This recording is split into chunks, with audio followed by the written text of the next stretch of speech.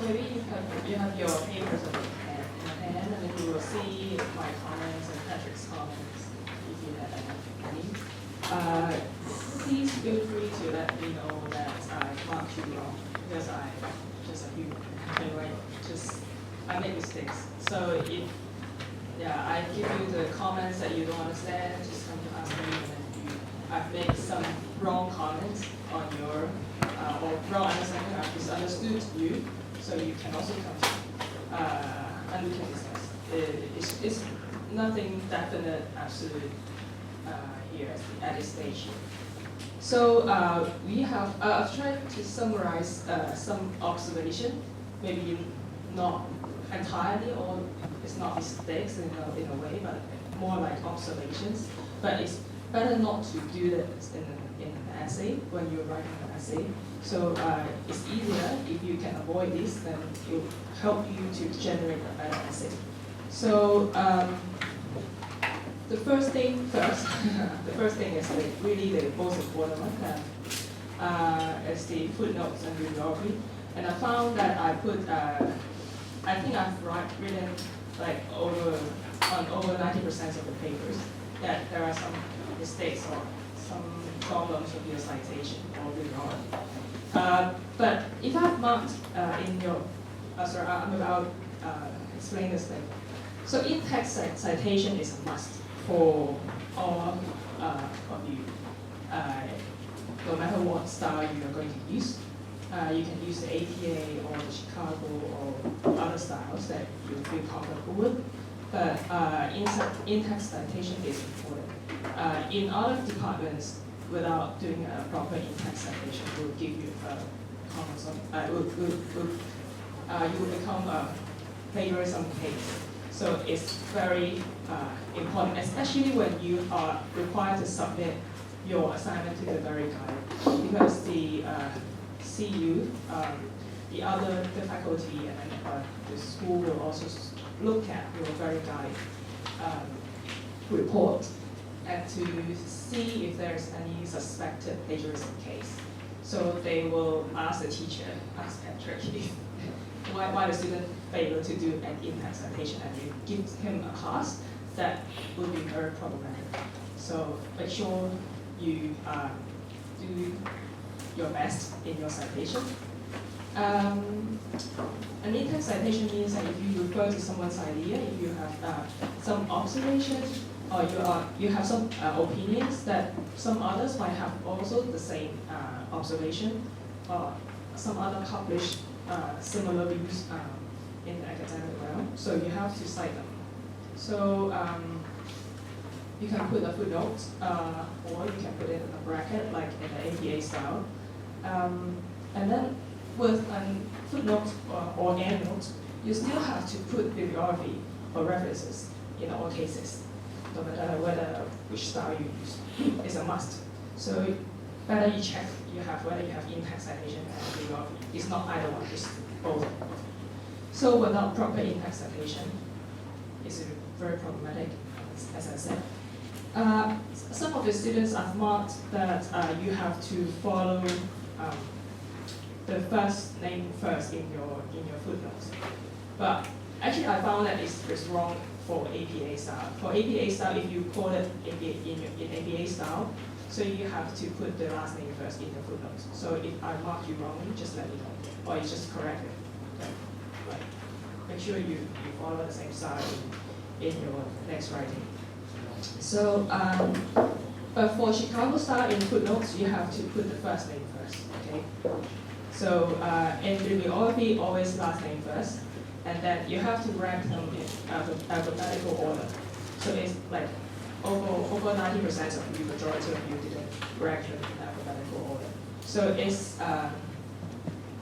it's quite common sense for bibliography. So the second point is that a lot of you make very general remarks in your essay. Some words should actually be used with more carefully, with more caution. They tend to generalize ideas. Like the most common one is the word response.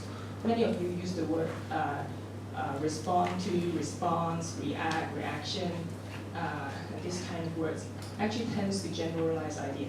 I think it's okay if you want to intend a very general idea and then you go on to explain it.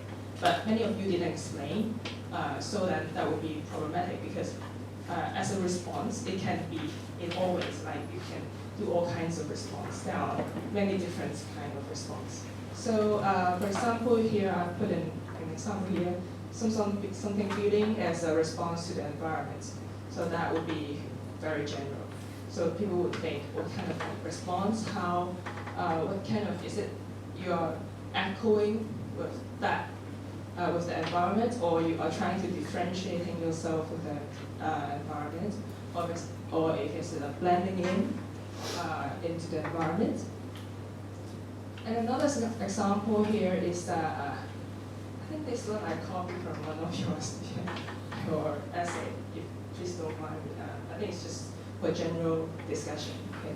The constructivist architecture is derived from the nature of humanism. But without further explaining what you mean by humanism, it's very difficult to understand this or it's too general in a way. And then people will start thinking, why? So is that, what is before the constructivism? And why is it not humanist? So this kind of question would instantly arise in the reader's mind. And then another example is that when we talk about sustainable development, I think some of the students do, you might want to discuss what kind of aspect of sustainable development. Maybe is it talking about energy efficiency, or is it talking about the economic aspects, social aspects, recycle of materials, or what? So other examples of these generalizing words include response, react, talk to, communicate, reflection, humanism, and etc. I think you will spot many other words in your essay. So this is, I've tried to generalize here about number of students or the percentage of students committing this kind of mistakes. So it's a general observation that we can count, but quite many of you do that. And the third point is that sometimes it's unclear where people tend to use a verb in the place of a noun. For example, again, the word response. Many of you use respond instead of response, and also analysis and analyze is also one common mistake. So maybe you just proofread your essay before you submit, but quite many students get this wrong.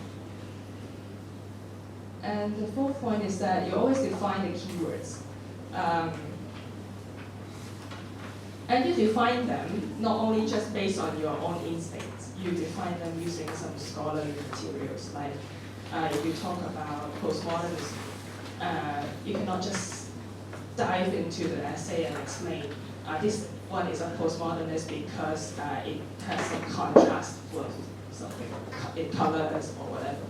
That I think it has to be better grounded in the scholarly materials, like who define postmodernism as something in ABCD characteristics or criteria.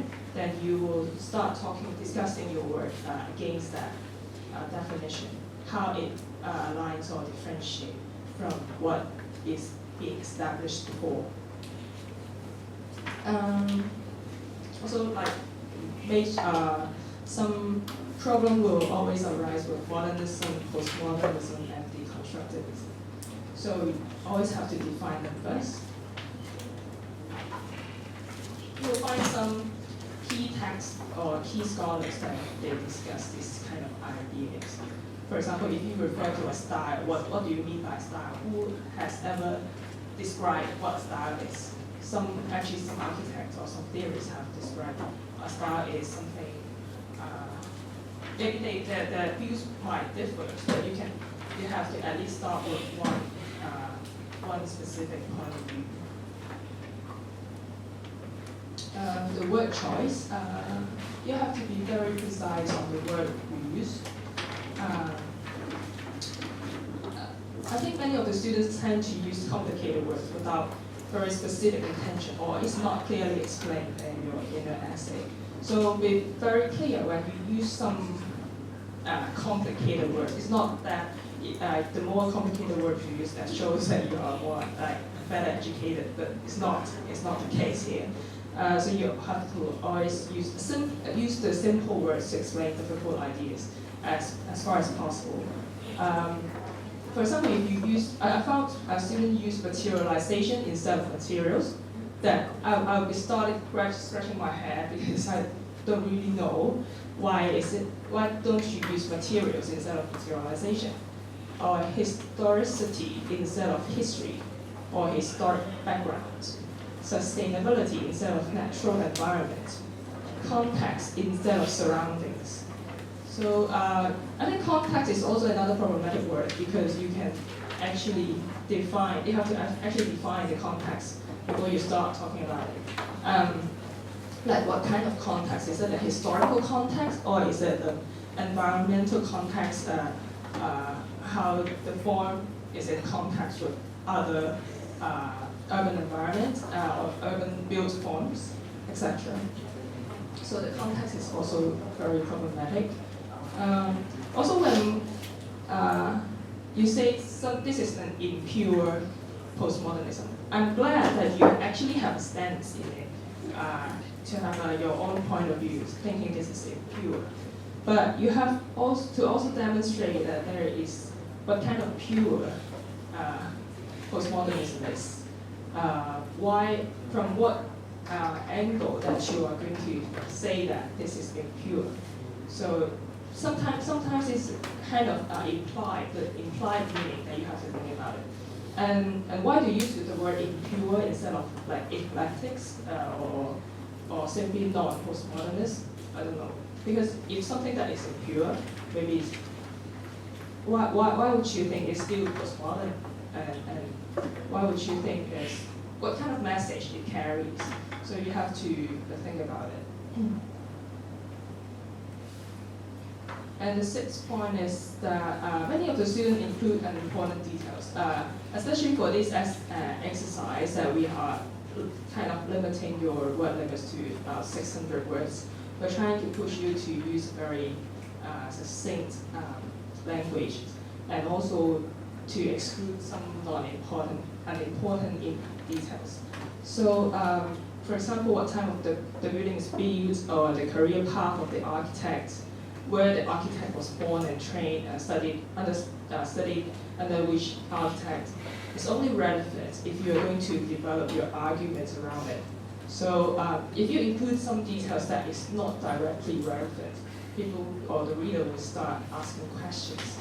Why are you including this one? And then try to second guess your intention of including that in your essay. So do not make your reader second guess your meaning. Okay. So perhaps the students commit this kind of mistake. And the seventh point is the use of metaphors. I like reading architectural essays, and I like reading essays written by architectural students. You have a lot of imagination in seeing how you perceive the forms and how you, I think as a literature, it's quite pleasantly written. It's very nicely written. But as an essay, there are some words that you tend to use, or some metaphors that you tend to use without explaining them. Like, I think it's all very well established in the architectural discipline. Like the boxes, you will use the boxes to describe the buildings that is in rectangular shape, simple rectangular shape. But and I found some other more amusing metaphors. Is that the storehouse of history. You use the storehouse of history to refer to a museum. Of course, you didn't use the word museum at all in your essay. And also using loud instead of outstanding, impressive, pilgrimages instead of walkway or pathways. So these are the metaphors that you use is without giving a very literal account of the things. So I think this point, I'm not quite sure about it. Some students tend to overuse the word make. Maybe in Cantonese it's easier to understand that we make something.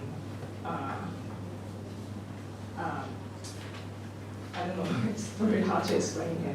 But if you look up in the dictionary, make refers to the word create, we make something out of something.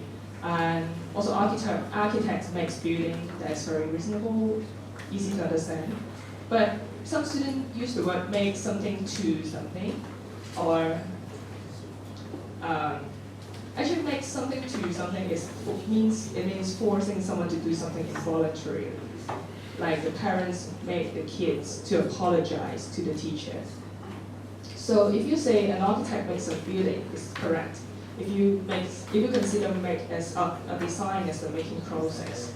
And Rossi makes the architecture respond to the context. It's a little bit problematic here because it seems like the architect forces something to happen. And I think in one or two occasions, if you use the word make in this sense, it's still okay. But if you overuse the word make, it's very difficult to understand for the reader. That's a very common word in a way, not even in the essay, in the way the students present their design very often. They say that I want to make this so that people can feel that. I want to make this path so people can walk with this. It's very, very common, especially in the beginning years. So that is a kind of phenomenon in the discipline. So somehow I'm also very confused in a way because I see too many of these kind of expressions. So I'm not sure is it grammatically correct or. It's a conceptually in a way problematic. Yeah. Just because you make something, people don't necessarily feel that way. Yeah. I make you happy. That is very easy to understand, right? But you make something maybe because we are referring to a building and a built environment is so you are kind of forcing something to happen. So it's it's problematic in a way. So point number 9 is like many students still write in an incomplete sentence. I think maybe it's you're in a rush or you didn't proofread your essay.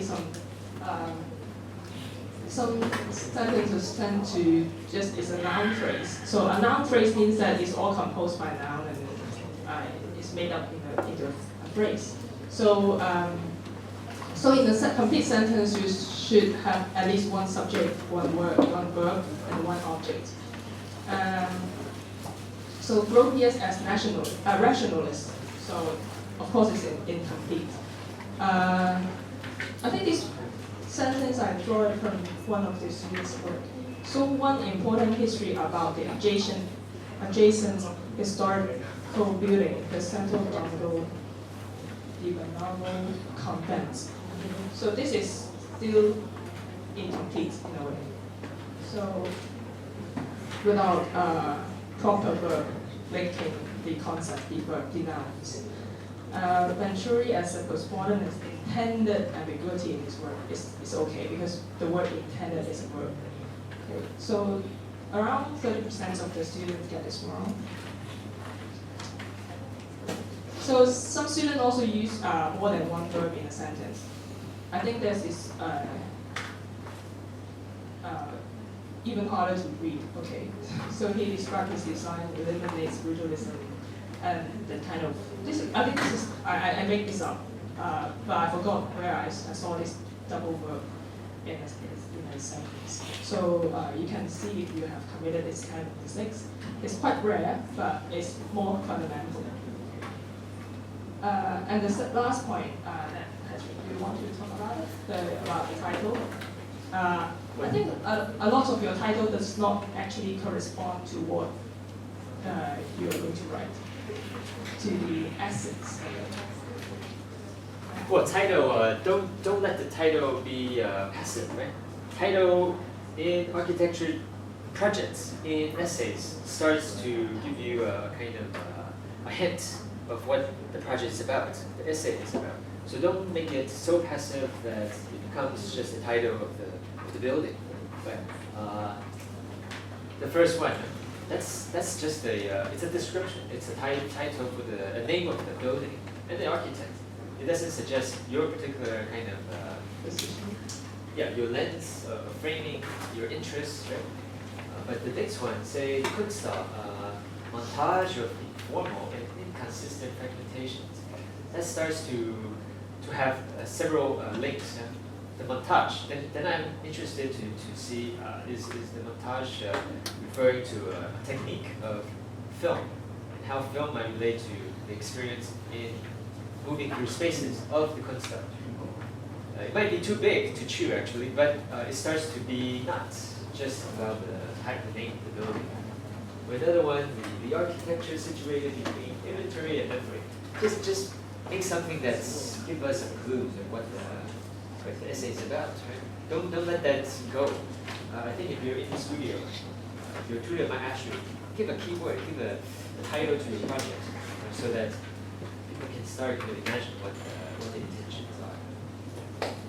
Personally, I would prefer the format of the last title because it has verb here. It actually animates the whole thing and also give people a perspective of your own construct or your own construction.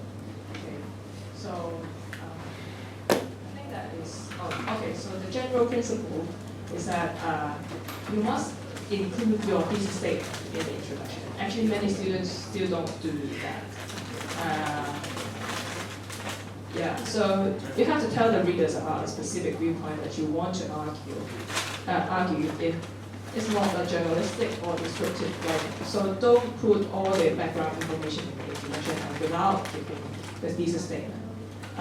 You have all tried to write your thesis statement, whether or not that you have come to a perfect one or something that you like, you still have to include them.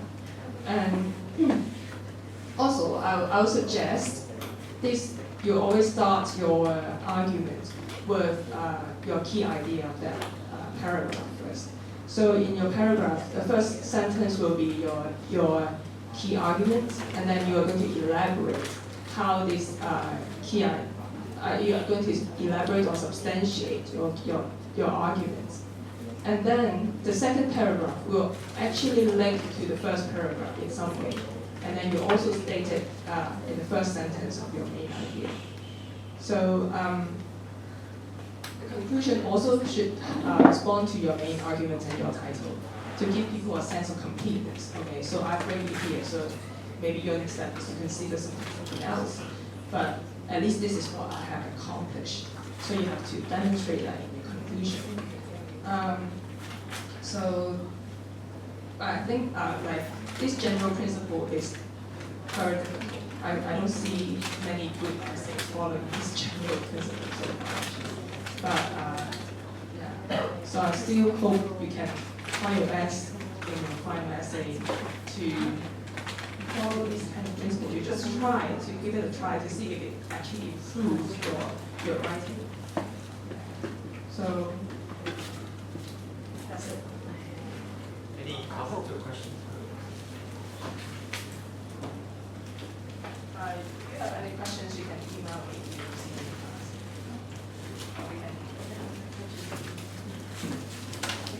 Okay, thank you so much. It's expected in a way that in this term, the right quality will be most likely elevated because of these seminars for that Charmaine has contributed. I was going to show you, which I still shoot. Let me see if I can. The comment about plagiarism, you need to take it seriously. You don't want to, in a way, repeat because you plagiarize on a paper, right? So I can show you kind of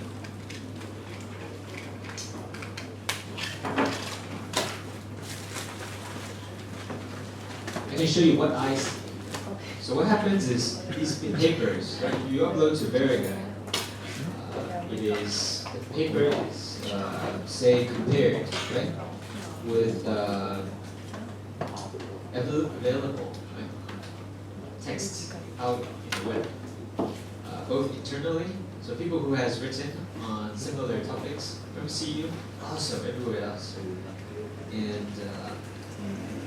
what they do is they do a comparison to see the similarities between what you wrote and what was written before you. So I have access to this. Right? So when I click this, I want to embarrass you at the moment.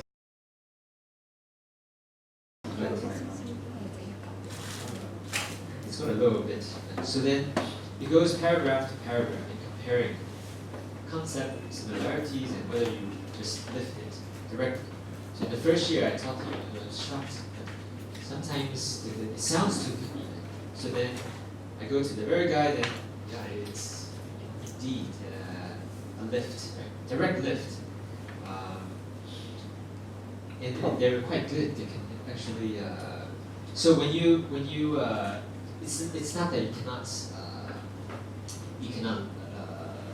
say quotes, right? But then you need to give citations to the passage that you have lifted from.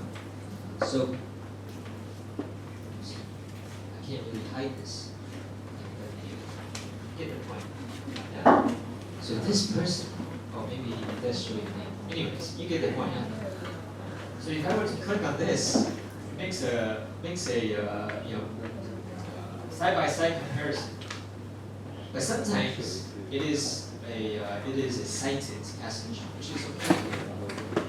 But sometimes it's not. You pretend that that passage sounds like what I want to say, so I just take it and I paste it. That's not good. Yes. I just want to share a personal experience. That's what I was teaching in other departments.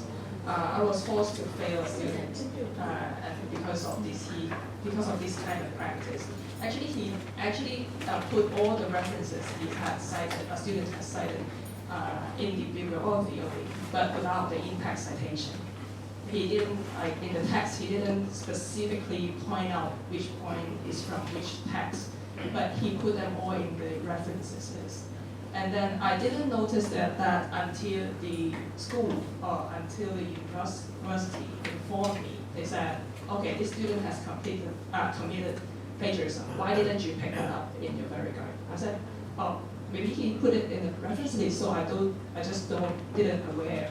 But and then they said, okay, so this guy is committing plagiarism, so we have to fail him, no matter what, whether he is resubmit or not. So he had to postpone the graduation and everything just because he failed in my class. I didn't want to see. I think as an instructor, we are quite passive in this process. Also, so you have to be very, very cautious when you write, especially with the impact citation. I mean, the way you just think about it, it's easy for you to copy. Of course, it's easy for the system to find out. So, and it's not about that. You really don't need to. It should be about that. You should treat the paper just like a school work. Right? You don't want to copy, paste someone else's work, right? From an archive of what's available. Okay, is that clear? All right. So we have about 1 hour to talk about performance. Okay, so this is a topic that isn't necessarily where you can go buy a book and say, what's the theory of performance? But it is a kind of a common theme that a number of architects talk about, write about, and kind of demonstrate in their work. So a few words to note. Yeah. performance takes place. Events require location. So performance, in order for performance to happen, it needs a ground. It needs a kind of condition, right? And if you probably have seen this book by Kengo Kuma called The Anti-Objects. People like that are starting to kind of articulate writings about, historically we write about object, we write about and design the surface, right? We design architecture as an object. But really it is the kind of voidness, right? The emptiness that we are designing for. Right? If architecture is all about objects, all solid, there is no space, right, for the performance to take place. So what I have here in a way talks about the kind of conditions that you as an architect can provide for, and not necessarily just thinking about the surfaces, right, the solids. But there is a kind of theoretical trace you can link this to, which is this group called the Situationist International. You probably have not heard of this, but it played a kind of a somewhat prominent role in the 60s. But it's good to remember. So that is a theme. That is a kind of a movement that happened outside of architecture. That architects have borrowed it and incorporated into their thinking and so on. So later on, I will talk about the architectural examples. So SI, or Situationist International, basically, in a way, they believe that they were the kind of, again, the anti-object. They were kind of against the top-down planning, tight-fit planning of the modernists. Right? They were more interested in kind of the everyday conditions that the city provides.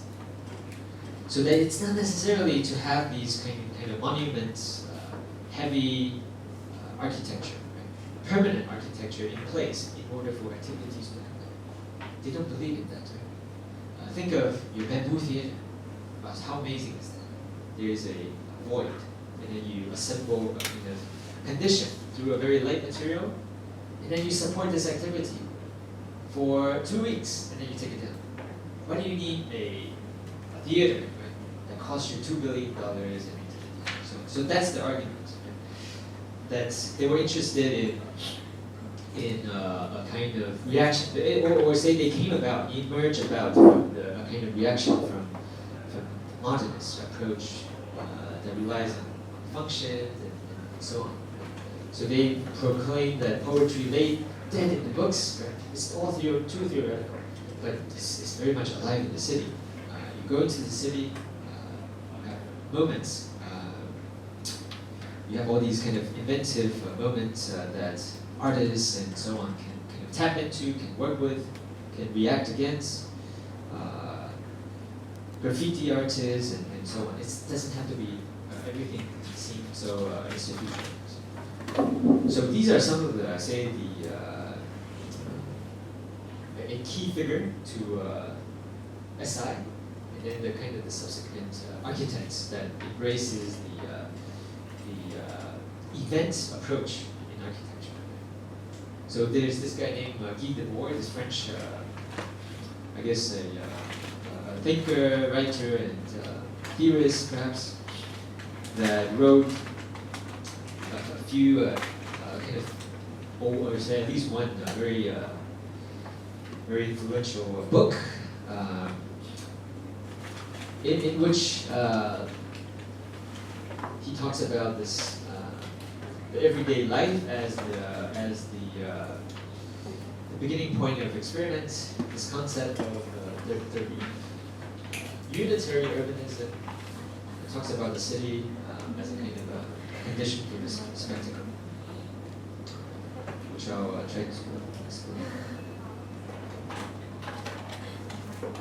So the SI takes everyday life as an important point of departure.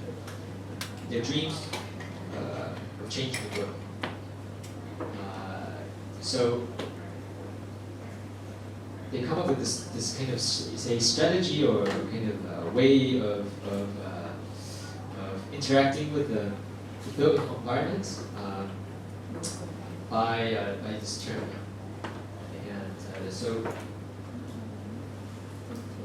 not sure if you're familiar with this movement or the sports kind of sport called accord, which is to find moments in the city and allow your body to interact with these moments. So when you see a step in the city, when you see a light bulb, your body, you as a kind of urban person starts to interact with that built environment. So essentially, right, they were not interested in relying too much on constructing, right? Constructing architecture in order for the event to happen, but to look for existing moments and then find inventive use of those moments and make the city lively and active.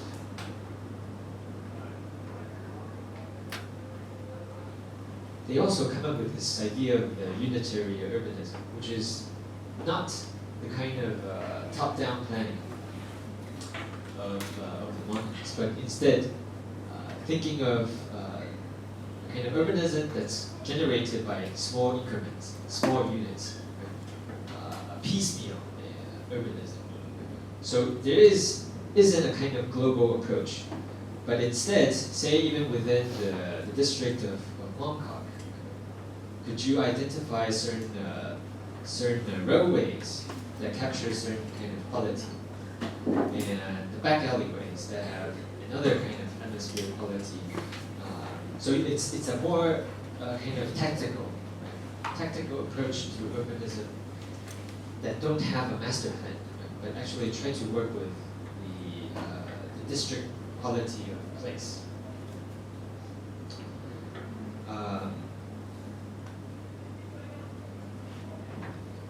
So that's why there's this term called the situations. It's about creating situations for activities, for different celebrations to happen, or performance to happen, or for poetry readings to happen, or for film projection to happen. I give this talk before the umbrella and then after the umbrella. So imagine the city, right? Central went through that moment where situation, the architecture didn't change, but for a long number of years, it was a road for the cars. But for that, those few months, it was transformed. The situation was transformed into a completely different. So in other words, form and function is not a tight fit. Right? It's how you can tap into the potential of the city. Therefore, this term situations.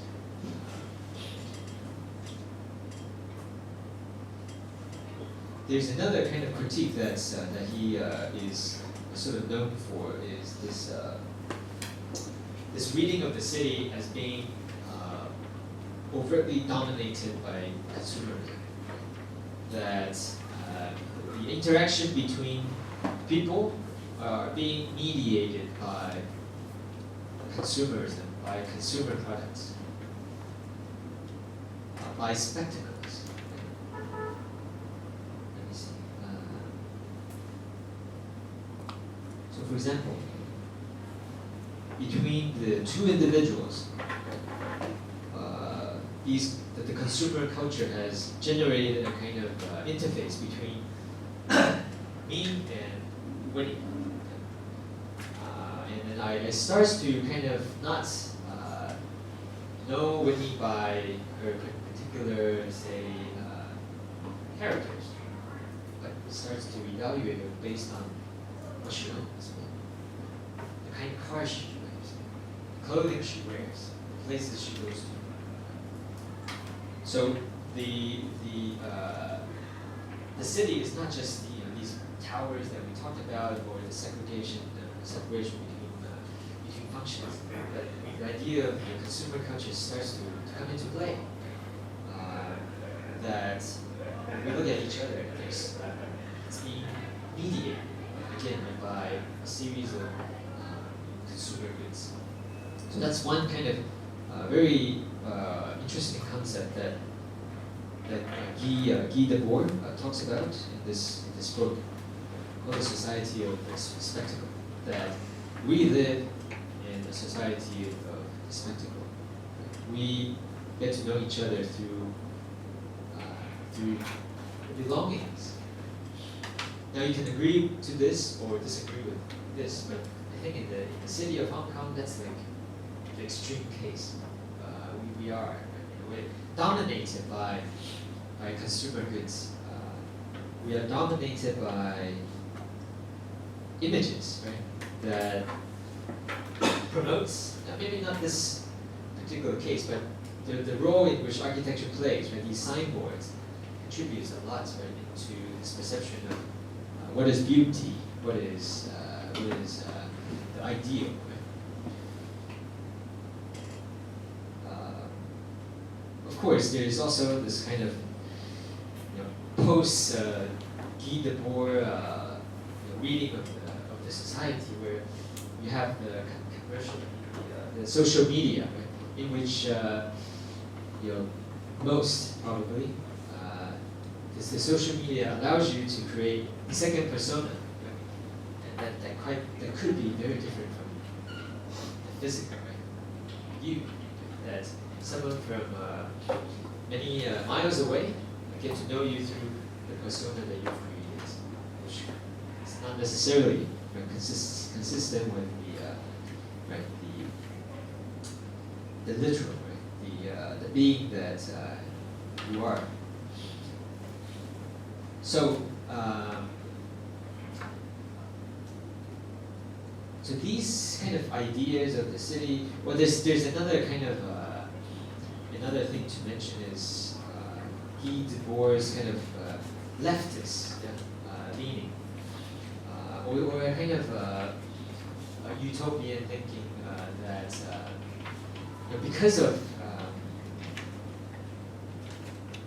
because he's against, in a way, this notion of the city, right? That why do you work so hard? You work, right? So if I put this into your situation, you come to the university, right, wanting to become a professional. Not to say that you are doing this, but you could be doing this. That you want a professional degree so that you can have a permanent job somehow with a good salary, so that you can own all these things, you can buy all these things. But then, what is the point for labor? Why do you work? Do you work so that you can have these things, so that you can create a kind of image of yourself, or do you work because you really want to work? Of course, for architects, usually we try to say, yeah, but because you love architecture, not because you want to make a floor plan so that you can buy a Land Rover. So that big context, yeah, because you work, you want to be an architect, you want to change the world. So under that kind of notion of materials and reading of the city, there comes a group of architects who are in a way very were experimenting with SI, the ideas of the SI, the idea of the lightness, the idea of like acupuncture, urbanism. So there's this Dutch architect named CUSA, which worked on a project, a kind of utopian project for 15 years called the New Babylon.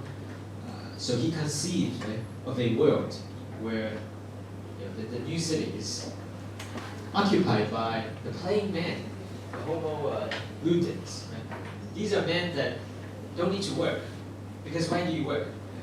These guys don't want to work so that they can buy all these things. This is a kind of a place where people just live happily, free of labor, but they work because they are interested in making culture. They're interested in making arts, writing poetry.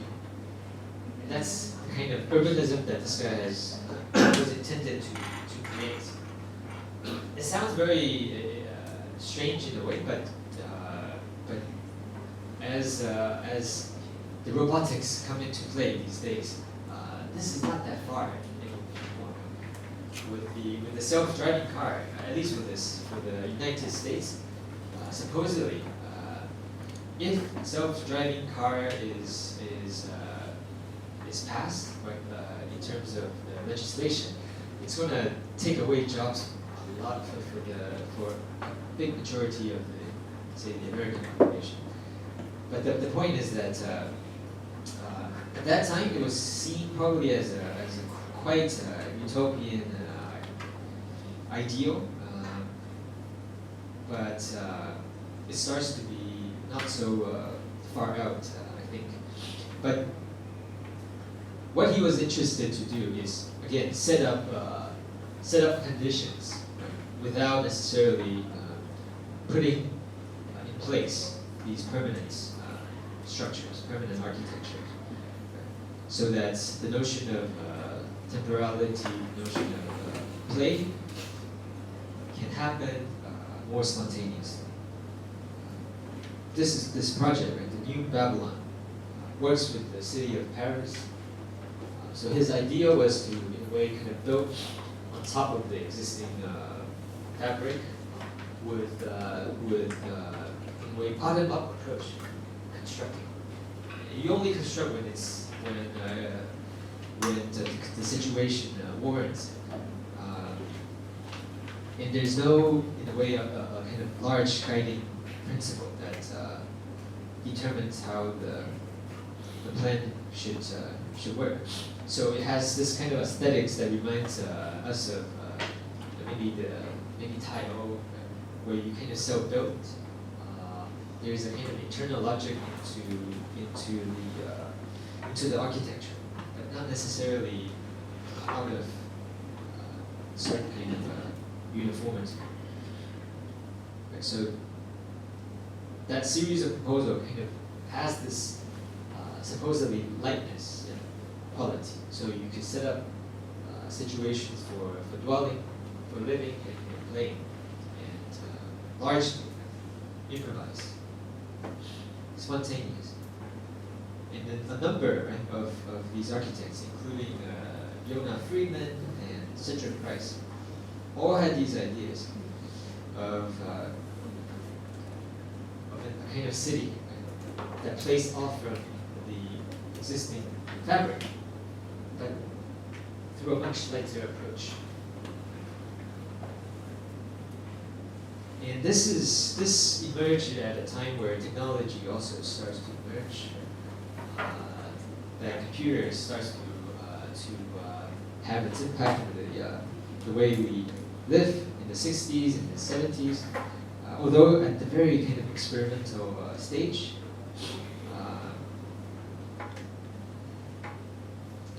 Right, so let's see. I go to this guy named Cedric Price. So the project is not as experimental. Right? By this time, he still works with this idea of the play. That people don't necessarily work in order to consume. People work because they are interested in a kind of quality of life.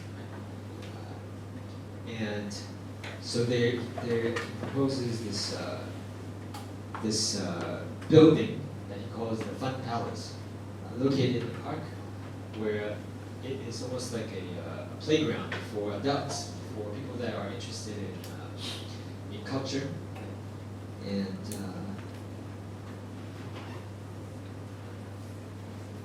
so he has this belief, right?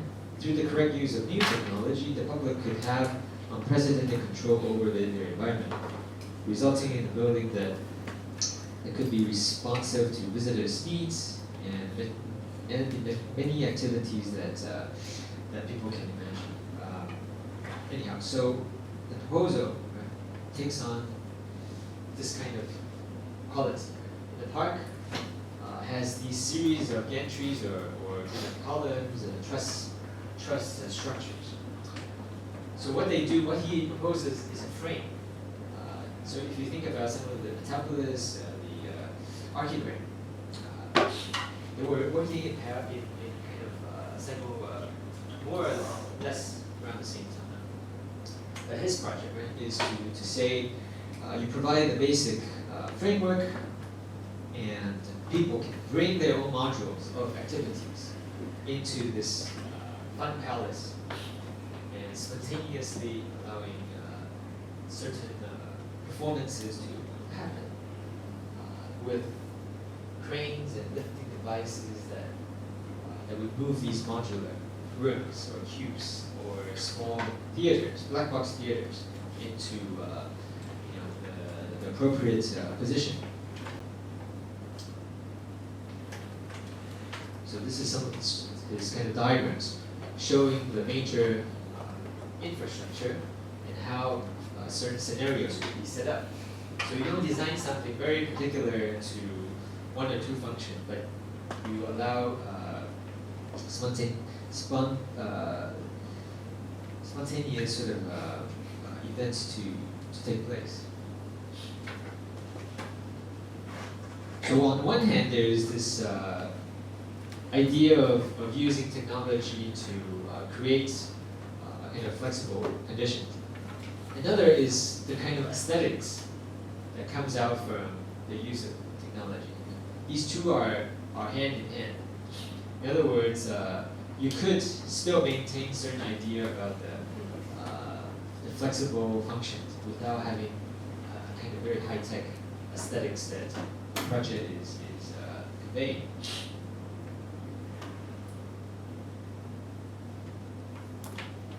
Right, so these drawings were carefully drawn, explaining the system of the module, and when groups of these units are connected, the kind of interior space could support the performing function. Most of these are recreational activities.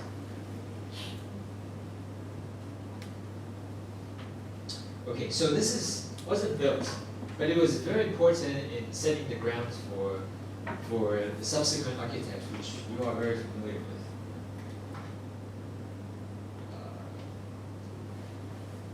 So I call this kind of a topic on performance. There's these kind of keywords that play. User defined. How you want to use the space, and the kind of activities that is bottom up. They're typically kind of fun and playful. They embrace technology and often program driven. And these are some of the architects that were influenced by Cedric Price and by the Fun Palace. Foster and Richard Meyer, Renzo Piano and Richard Rogers. Anyhow, so you probably know this building, the Pompidou, which I think we've seen in the earlier slides. So that's the competition image, where a kind of direct influence of the Fun Palace could be traced. So this was revolutionary at that time, where the structure and all the kind of internal organs of the buildings were put onto the outside.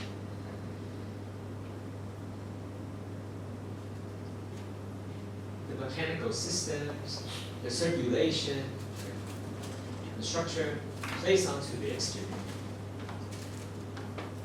So the kind of result that came out of that is a very flexible interior because of the supporting the core, the typical core, right? Back of house function has been placed onto the exterior. So allowing the exhibition floors to be quite, in a way, unarticulated. It becomes a box. So the curators then have a lot more flexibility to curate the interior space. So that's one. The other one is the choice to leave the plaza clear or open. Okay. So again, they were imagining certain fun or certain kind of events to take place that is not carved in stone. So imagine if this space was carefully designed with landscape, with hard and soft surfaces, with water. So that actually, the more you design in this plaza, the less options people can develop, or the users can develop. So this section, quite radical. The support element has been pushed out to the edges, allowing the main exhibition floor to be clear, to be open. So even the later kind of process composition or scheme models, still there is this kind of interest, right, to play with technology, and in a way, it's not just purely say aesthetic.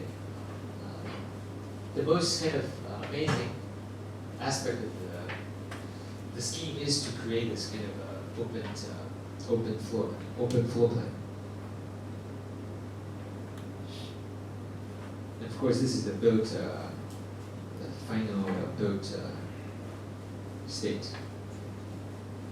If you've been to the place, you notice this very subtle slope that draws you to the ground, but it's not so steep that it has to be a slope. So there's a kind of interpretive use of this surface. So this is all often the debate in studio that how much do you design, right? So that it's not a dumb box that don't have any intentions, but it does have certain kind of characteristics that people can work with.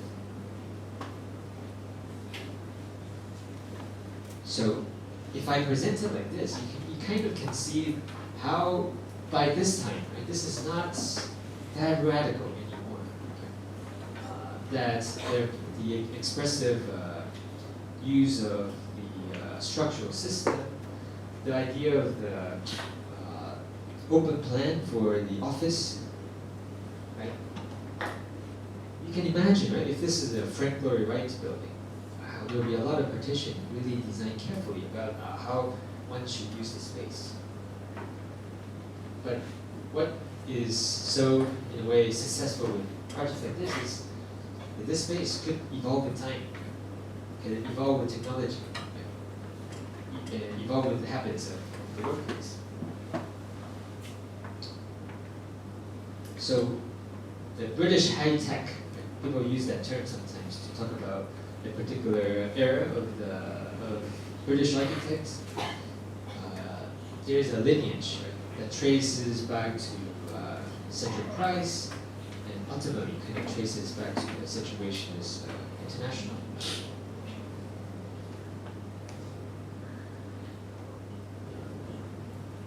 Right, but that's kind of the textbook line. But recently, I came across this guy named Amancio Williams, a Brazilian architect, who did this project in the 50s and 40s, just way before HSBC. But you can see this sort of interest, right, in using structure to create open floor plan, but also at the same time become a main expression of the project.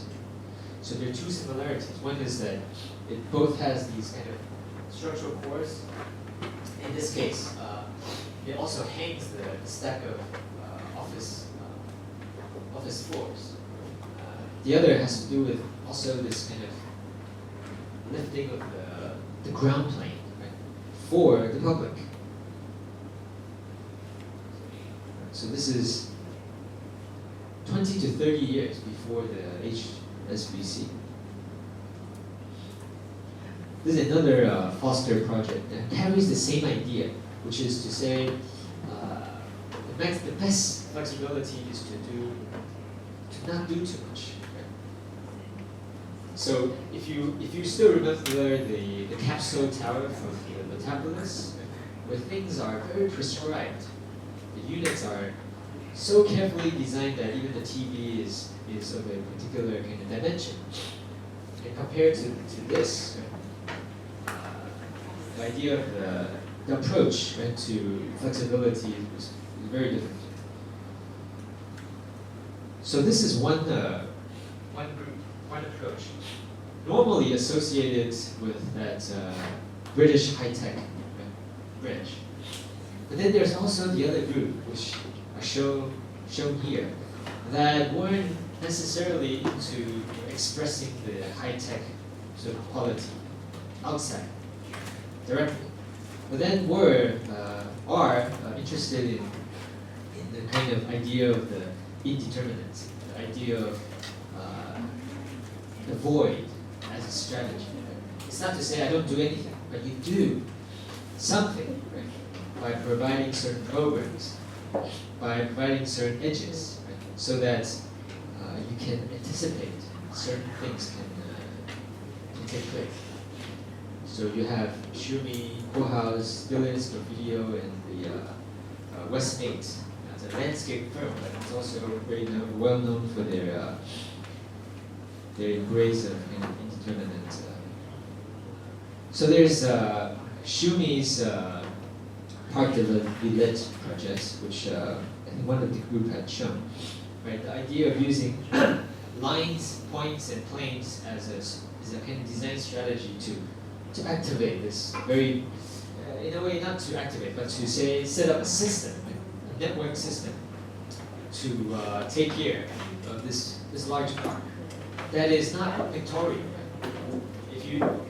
If you look at the kind of young Chinese gardens, it's almost about a kind of atmospheric quality, a kind of scenery. But this is not, or at least the way he explains it, it's not about the way things look. It's about what these kind of system that's put in place can potentially do. Lines that could connect the park to the city, or curvy path that mediates, or these kind of foliage, these red dots that are not programmed. That depending on the kind of time, era, these things can be rented or utilized, right? Without a very prescriptive intention. Yeah.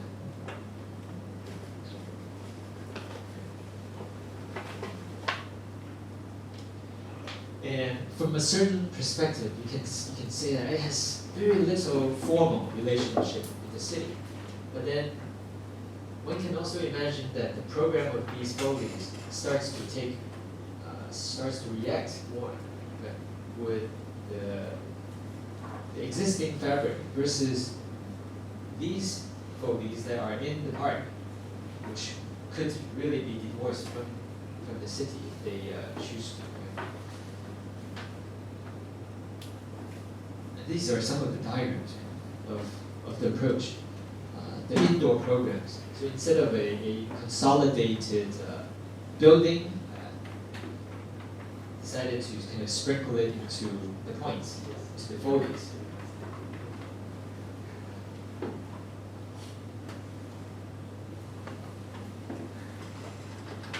So if you read his text, right, he says generate a series of calculated attentions. That's the difficult part. They cannot. You won't find any textbook that tells you how to achieve calculated attention in 3 steps. How do you achieve indeterminate architecture in 4 steps? It is also always in a way a kind of experiment, but you do through your research as much as you can to kind of foresee certain situations to take place. Let's see.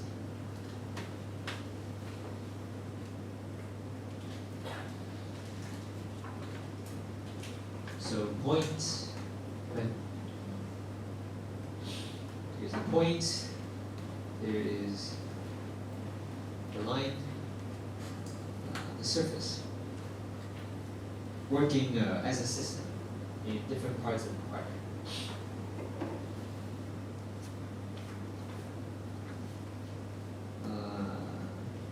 Then there's so Shumi won the first place. It was built in the 80s, so that was his first built project.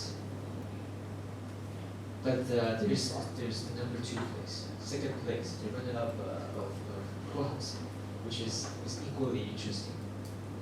This is the series of diagram he did. So you look at this program diagram is similar to Shumi's, but what Koha's approach was to say that there were some existing buildings which he didn't want to touch. It was kept in place. Now the question then is, how do you then distribute the required programs along the site? And the approach he did was to take a very matter-of-fact approach, which to generate a series of programmatic bands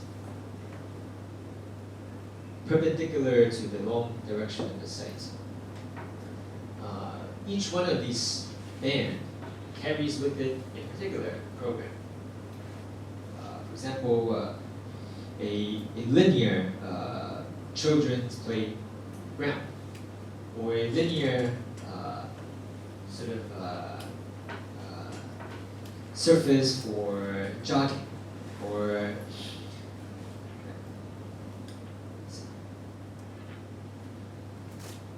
so the strand has a density of repetition. He was showing a certain kind of planting trees that are consolidated along this span. And his argument was that there is a kind of intensity of experience perpendicular to the long direction of the site. And then there is a kind of differences, right? So if you walk perpendicular to these bands, you're able to kind of have a very drastic change of experience, change of program. And that interest, that kind of clear difference was what he was interested in exploring. And this scheme, this idea, this project came after his study in New York City.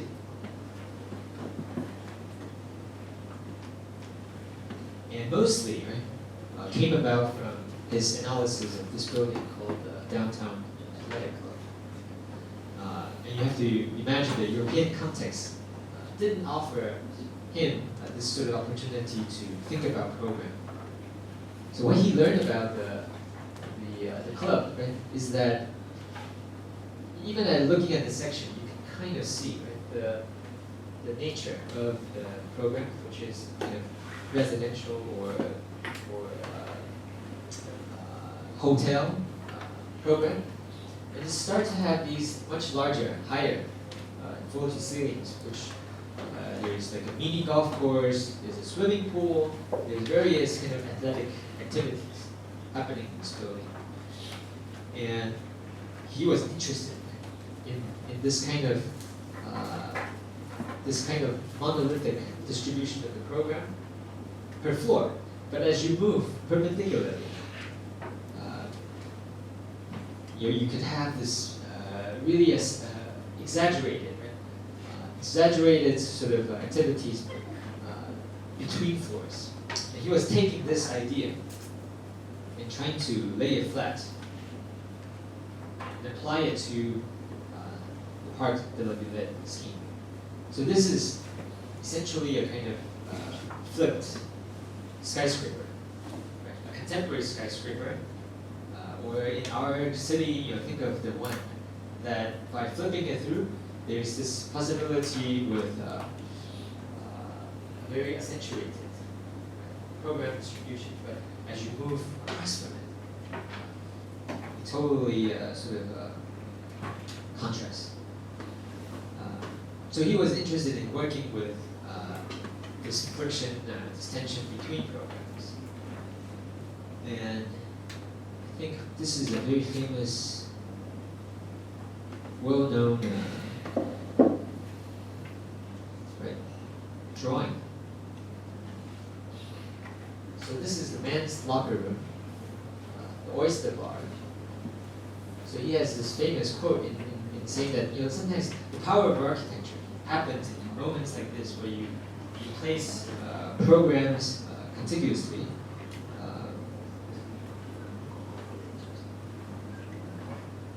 That you can eating oysters with boxing gloves, naked, on a knife for the kind of congestion of program sparks on plan. Right? These are moments that the architects could not have sort of prescribed in detail, but these are the kind of moments that intrigues them.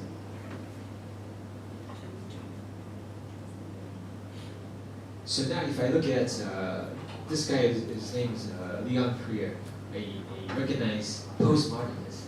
If you look at his scheme, so I've talked about two schemes. This is the third one. It takes on a much more kind of formalistic approach, and you can see the logic that is completely different from the first two architects. Still working, you're thinking about kind of no-lead plan, using the no-lead plan as a kind of technique to generate relationships. But we're not quite certain exactly the programming behind.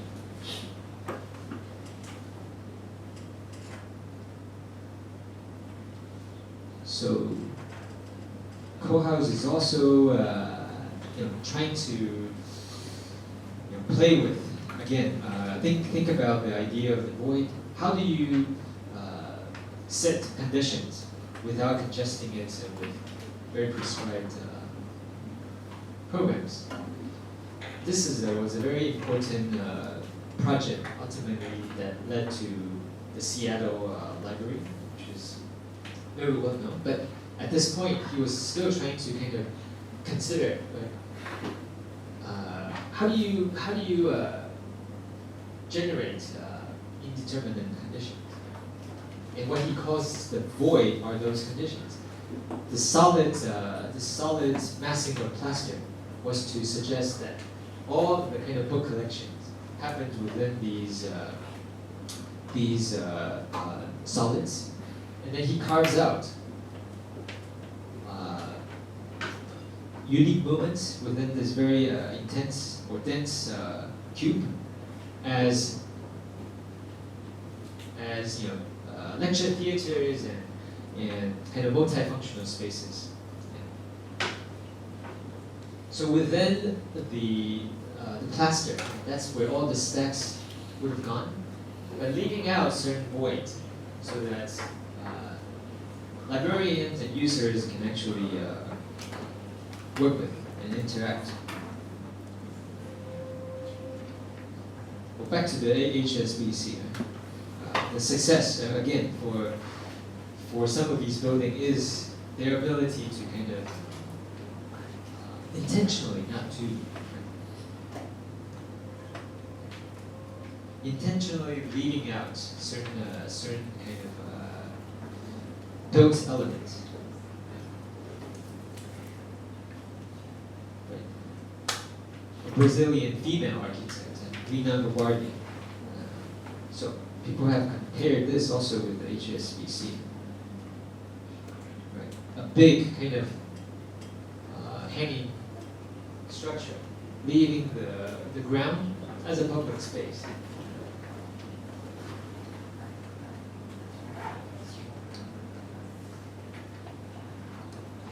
Right. So where there's nothing, everything is possible. Where there is architecture, nothing else is possible. That's kind of the essential quote from Kohlhaas.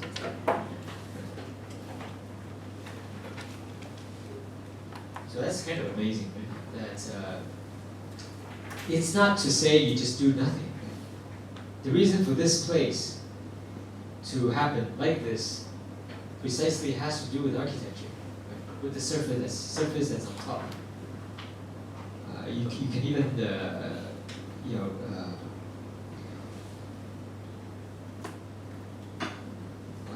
maybe an example that's closer to home.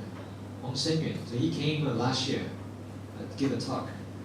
He was also interested in this idea of the not doing, or doing it in a way that that is not objectifying architecture. So this is his scheme of a public building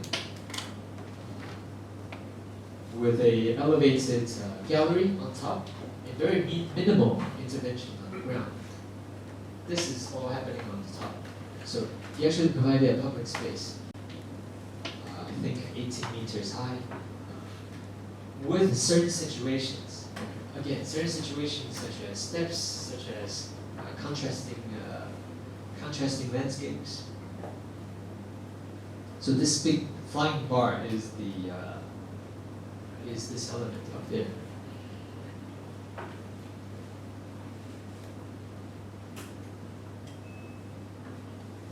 So imagine if that architecture is grounded versus a kind of clear intention to lift up.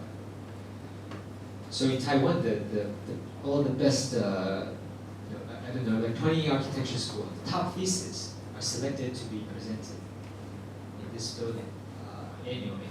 And now I think they included schools from here and Japan. So it's obviously architecture review is only one event, but the ability to kind of set up the conditions so that different ceremonies, different kind of engagement with the community could take place. So again, how do you do something to enable without just thinking of it as an object? I hadn't learned much about this piece, but it was very interesting when he was here talking about it, which is that this pavilion or this canopy structure is located across from the train station. And the area around the train station are about to be privatized. Right? People find different ways to privatize the neighborhood. So he had a big calling, right? Had the intention to make this as a public space. And when this was built, he was criticized for, how come you designed something so big, so heavy? His argument was that anything that is inexpensive, right? Usually public projects, you want to keep the cost very low because of all the reasons one can think of. But he had decided to do something expensive and permanent, precisely is in a way to kind of go against the local politics, so that when it is too light and seen as too temporal, people are going to wipe it out and eventually be filled with commercial buildings, developer projects. So this was his way to kind of put something that is somewhat permanent, right? Yet it creates a public space for the community. But of course, there's the kind of the shape that relates to the banyan tree and so on. But in terms of its kind of massiveness of the structure, kind of expression, which I find interesting, was that was a kind of political technique that he was trying to put in place.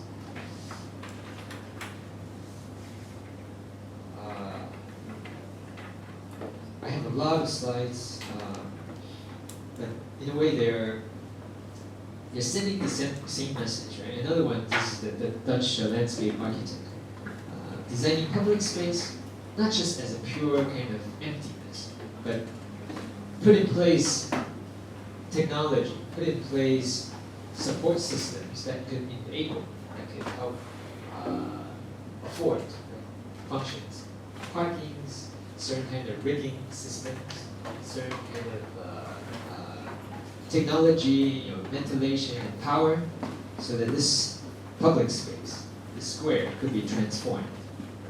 they designed these interactive cranes that people can kind of put in a coin and operate, but also could help support lightings and so on. So that public space could be transformed depending on the need.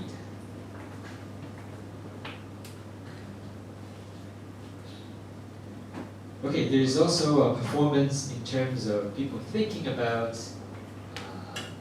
the question of the ground. So, architecture, grounds are typically occupiable, habitable grounds are typically flat. So here comes this French philosopher and French architects working together, who were thinking about whether there is a function of oblique, right? And how, if architecture has an oblique ground, how would that change the way we perform, right? Change the way we live, interact. And people are working with these, right? Extending with the notion of the ground plane, whether it's Zaha or people like FOA.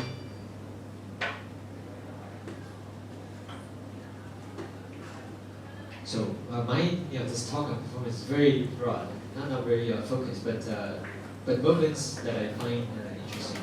This is also another peculiar, a very interesting project in South America. So called the Torre David. In 1990s, there was a financial crisis for which this headquarters for a bank tower was halted in construction. So imagine this building basically complete with all the superstructure finished, and even the cladding, some of the claddings are done. And there was no more money. So it was abandoned for I think 5 or 10 years. This is Hugo Chavez's country. So they had kind of switched side. They went from friends with the U.S. to not. And it became in this condition. There's a picture of this across the highway, which is basically a slum area. The poorest area that is low dense.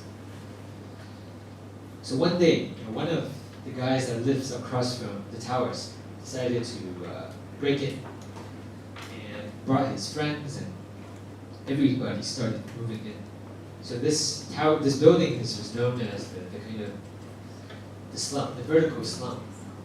But it's not really a slum in that it has well-functioning kind of systems inside. It has electricians, it has physicians, it has dentists, and all that in this complex. So people learn to adapt, learn to kind of, if you want, decorate, right? Work with the infrastructure that's provided and turn it into this kind of really interesting city.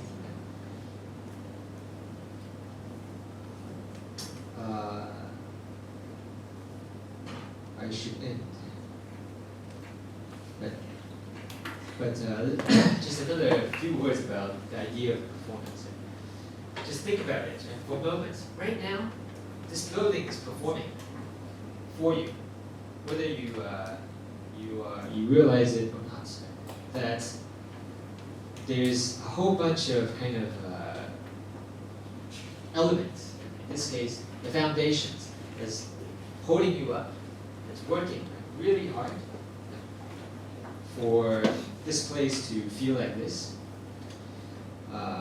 So there's architecture that literally performs, but then there's architecture that's performing in a more kind of subtle or hidden ways. So that's why sometimes when the word performance is used too much, it means nothing. because you can almost say everything is performing. These shading devices are performing a particular duty. Keeping the sun out, filtering sunlight.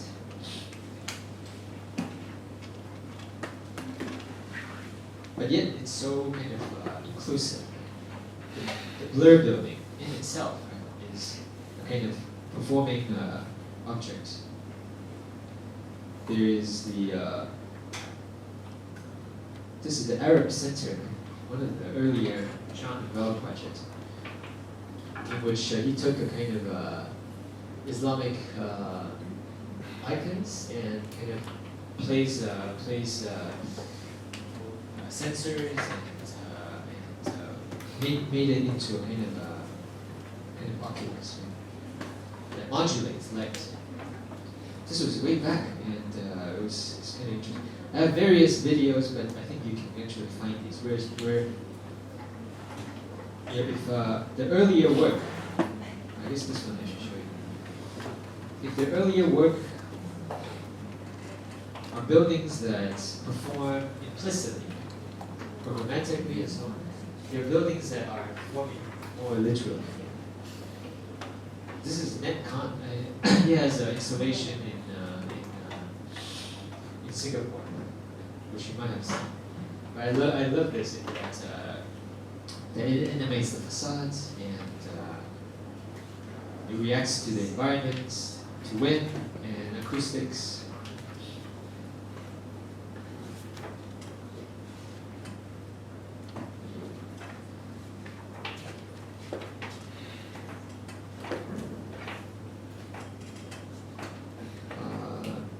And then there is, of course, things that you should be working with.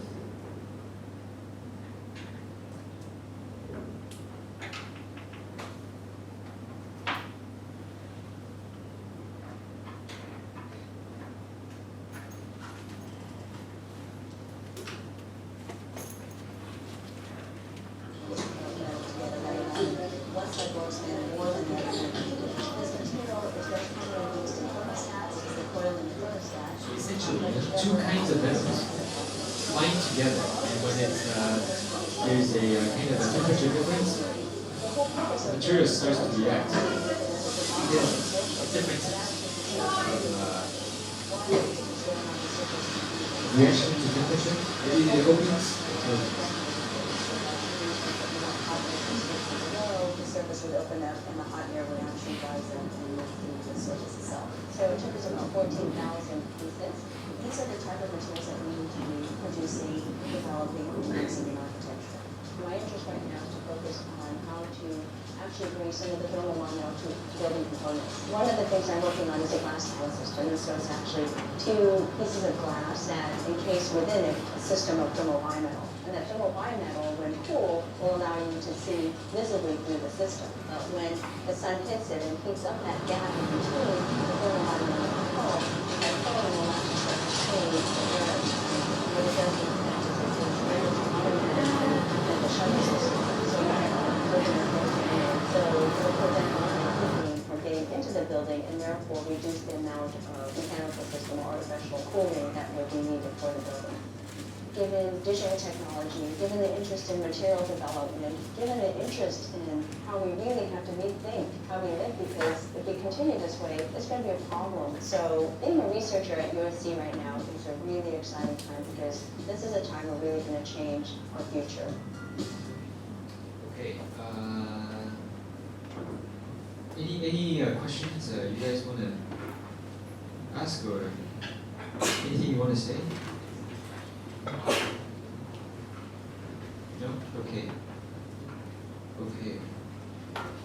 What I have for later, I have a lot of slides, but it's about ways, right? With that as an idea, right? How do you draw void? It's easy to draw architecture, to draw objects. How do you draw your client? How do you draw what is the intended activity? So then, you have people, right? You have Shumi or architects like him that starts to kind of wanting to find different ways of notation, right? Of notating architecture. Not necessarily drawing what is there, but drawing what's not there. Right? So these technique of representation starts to emerge. Anyways, I think I'll show you 3 last slides. So this is our building, right? That you have to ask yourself, how much of this is explicit? Explicit as in, when you're designing something, you know that it's going to have this function. And sometimes you have to say, maybe there's a bit of uncertainty. Right? So this was from many years ago, or a couple of years ago. Because of the architecture, because of the change of architecture, you guys, right, appropriated the space differently. You think about a different game to play in that space, which is for those who you haven't been to the old building. The old building is more like this. There's no space. There's no void. So you cannot do activities like what the space is providing. So it's not necessarily do nothing, but it's more about providing a kind of designing a condition. Right? Where is that quote? Architecture is not about conditions of design, but about design of conditions. Okay, so that's last slide. But maybe one more last slide. Junk space, yeah? Junk space. Hwang says conditioned space inevitably becomes conditional space. So in this case, when he's saying that if the situation has too much conditions, what comes with it, in fact, are limitations. So this is POPS, your privatized public space, but it has been air conditioned. It has provided you with certain kind of comfort and utility. But if you really think about it, it's a conditional space. It's not a free public space. So the aim is in a way is outside of this topic, but questioning how we as architects, right, could design public spaces that are not tied to these conditions, not conditional spaces. Yeah. Okay, so any comments? Are you confused or not? I think this is a very broad topic, but over the years I find these separate lines to be somewhat relevant, whether on the technical level or on the programming level. So just something to share. Okay, all right, thanks.